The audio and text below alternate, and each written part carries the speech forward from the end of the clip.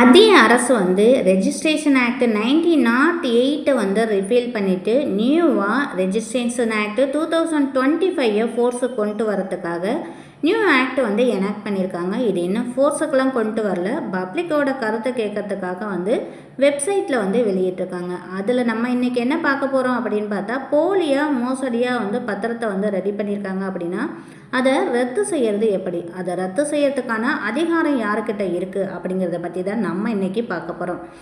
நமக்கு இப்போ registration act 2025 section 64 சொல்லப்பட்டிருக்கிறது தான், மோசடியாக போலியான ஒரு பத்திரம் வந்து தயாரிக்கப்பட்டிருக்கு அப்படின்னா மத்திய அரசு என்ன சொல்லியிருக்காங்க அப்படின்னா, அந்தந்த மாநில அரசுக்கே வந்து இது மாதிரியான மோசடியாக போலியாக வந்து தயாரிக்கப்பட்டிருக்கக்கூடிய பத்திரத்தை வந்து அதிகாரம், அதாவது வந்து அதில் ஆக்ஷன் எடுக்கிறதுக்கான அதிகாரத்தை அந்தந்த மாநில அரசுக்கே வந்து கொடுத்துட்றாங்க. அந்தந்த மாநில அரசுக்கு கீழே இருக்கக்கூடிய பதிவுத்துறை தலைவர் வந்து என்ன பண்ணலாம் அப்படின்னா, இது போலியானது மோசடியான ஒரு பத்திரம் தெரிய வருது அப்படின்னா அவங்க அந்த பத்திரத்தை வந்து ரத்து செய்யலாம். இப்போ பதிவுத்துறை தலைவர் இல்லை அப்படிங்கிறப்ப அந்த பதிவுத்துறை தலைவர் பதவிக்கு வந்து கீழ் இல்லாத ஒரு நபரால் வந்து அவருக்கு இணையாக இருக்கக்கூடிய பதவியில் இருக்கக்கூடிய ஒரு நபரால் வந்து அந்த பத்திரம் வந்து போலியானது மோசடியானது அப்படின்னு சொல்லி ரத்து செய்ய சொல்லி அனுமதி வந்து வழங்கியிருக்கு இந்த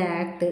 இது சம்பந்தமாக அந்தந்த மாநில அரசே வந்து முடிவு வந்து எடுத்துக்கலாம் அப்படிங்கிறதும் வந்து சென்ட்ரல் கவர்மெண்ட் வந்து கூறியிருக்காங்க.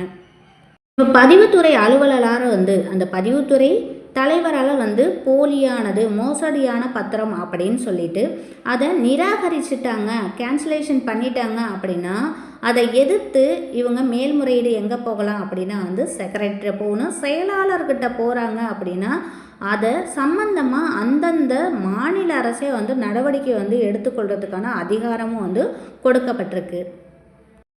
எந்தெந்த கண்டிஷனில் வந்து ரத்து பண்ணலாம் அப்படின்னு பார்த்தா வந்து ஃபால்ஸான இன்ஃபர்மேஷன் அடிப்படையில், அதாவது தவறான தகவல் அடிப்படையில் அந்த டாக்குமெண்ட்டு ஒரு பொய்யா வந்து தயாரிக்கப்பட்டு அதை பதிவு செஞ்சுருக்காங்க அப்படின்னாலும், ஃபால்ஸான டாக்குமெண்ட் பொய்யான பத்திரத்தை கொண்டு இந்த பத்திரப்பதிவானது வந்து நடைபெற்றிருக்கு அப்படின்னா அதை ரெஜிஸ்டர் பண்ணப்பட்டிருந்தாலும் அந்த ரெஜிஸ்ட்ரேஷனை வந்து என்ன பண்ணலாம் அப்படின்னா வந்து கேன்சல் பண்ணலாம். கேன்சல் பண்ணுறதுக்கான அதிகாரம் யாருக்கிட்ட இருக்குது அப்படின்னா வந்து ஆர்டிஓ ஆஃபீஸருக்கு வந்து இருக்குது அப்படிங்கிறத நம்ம பார்த்துருக்கோம். இது சேல் டீடுக்கும் இதே தான். சேல் டீடு இப்போ ஒரு விற்பனை நடைபெற்றிருக்கு, இல்லை இந்த விற்பனை வந்து அடிப்படையில் வந்து அந்த ரெஜிஸ்ட்ரேஷன் நடக்க போகுது, இல்லை அந்த விற்பனை முடிந்து ரெஜிஸ்ட்ரேஷனும் வந்து முடிஞ்சிடுச்சு அப்படின்னா வந்து டைட்டில் ஆஃப் ஓனர் வந்து வேறு ஒருத்தவங்களாக இருப்பாங்க, இங்கே வந்து யாருன்னா வேறு பார்ட்டிக்கு இடையில வந்து சேல் டீட் ஆகி அது வந்து ரெஜிஸ்ட்ரேஷன் வந்து பண்ணியிருப்பாங்க. இப்போ அது மாதிரி போலியாக பண்ணியிருக்காங்க அப்படின்னா அதையும் வந்து என்ன பண்ணிக்கலாம் அப்படின்னா கேன்சலேஷன் வந்து பண்ணிக்கலாம். ஏற்கனவே வந்து பத்திரப்பதிவு செய்யப்பட்டிருக்கு அப்படின்னா இந்த 2025 ரெஜிஸ்ட்ரேஷன் ஆக்ட் வந்து ஃபோர்ஸுக்கு வருது அப்படின்னா இந்த சட்டத்துக்கு முரணாக வந்து ஏற்கனவே வந்து பதிவு செய்யப்பட்டிருக்கக்கூடிய அந்த போலி பத்திரங்கள் எல்லாத்தையுமே என்ன பண்ணலாம் அப்படின்னா வந்து ரத்து செய்ய சொல்லப்பட்டிருக்கு. இது இல்லாமல் நீதிமன்றத்தில் வழக்கு போட்டிருக்காங்க. இப்போ கோர்ட்டில் வழக்கு போட்டிருக்காங்க.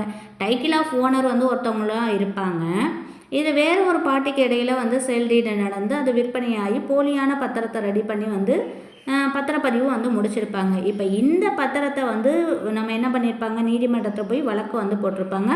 நீதிமன்றம் அதை பரிசீலனை வந்து செஞ்சு இது வந்து ஒரு போலியான ஆவணம் தான், இவங்க தான் டைட்டில் ஆஃப் ஓனர் வந்து இவங்க 2 பேரும் வந்து அதுக்கு சம்மந்தமே இல்லாத பார்ட்டிஸ் அப்படின்னு சொல்லிட்டு அவங்க விசாரணை வந்து செஞ்சு முடித்து அவங்க ஆர்டர் ஒன்று வந்து பாஸ் பண்ணுவாங்க. எதன் அடிப்படையில் அந்த ஆர்டர் பாஸ் பண்ணுறாங்க அப்படின்னா வந்து இது போலியானது பொய்யான பத்திரம் தான் அப்படிங்கிற ஒரு அத்தாரிட்டியை வந்து ப்ரூவ் பண்ணி அவங்க ஒரு ஆர்டர் பாஸ் பண்ணுறாங்க. அந்த ஆர்டரின் அடிப்படையில் யார் வந்து இதை வந்து கேன்சல் பண்ணி கொடுக்கணும் அப்படின்னு பார்த்தா நம்ம ஏற்கனவே பார்த்த மாதிரி தான் பதிவுத்துறை தலைவர் தான் வந்து இதை கேன்சல் பண்ணி வந்து கொடுப்பாங்க.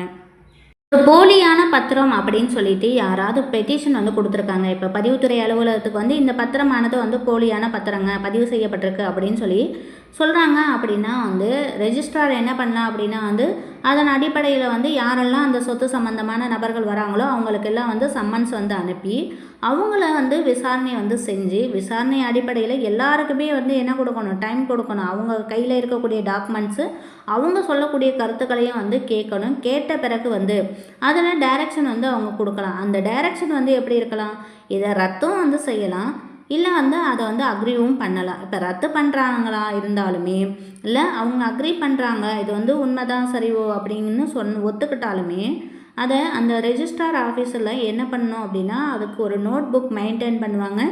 அதில் அவங்க என்ன வந்து சொல்லியிருக்காங்க, எந்த சொத்து சம்மந்தமாக சர்வே நம்பர் இது எல்லாமே வந்து போட்டு ரெக்கார்டு வந்து பண்ணியிருக்கணும்.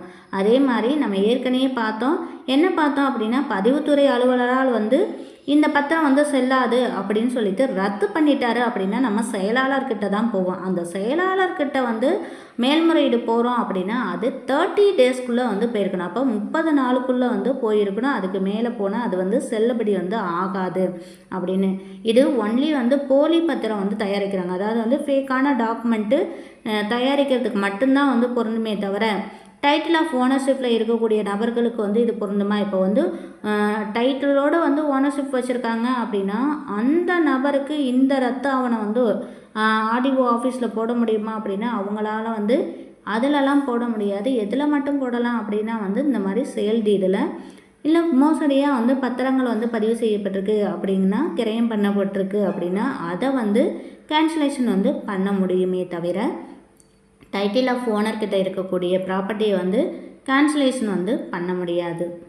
இப்போ போலியான பத்திரம் அப்படின்னு சொல்லிட்டு யாராவது மனு கொடுத்தா மட்டும்தான் வந்து ரெஜிஸ்ட்ரார் ஆஃபீஸில் வந்து அது சம்மந்தமாக வந்து என்கொயரி எடுக்கணுமா அப்படின்னா அப்படிலாம் இல்லை.